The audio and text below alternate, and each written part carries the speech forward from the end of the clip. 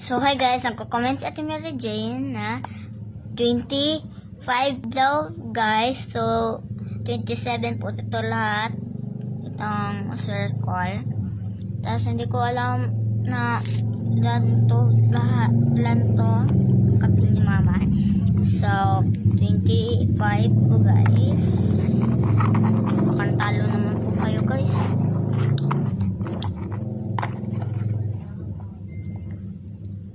1, 2, 3, 4, 5, 6, 7, 8, 9, 10, 11, 12, 13, 14, 15, 16, 17, 18, 19, 20, 21. So, sa 21 po kayo guys. So, natalo po kayo. Sorry guys. Comment naman po kayo guys.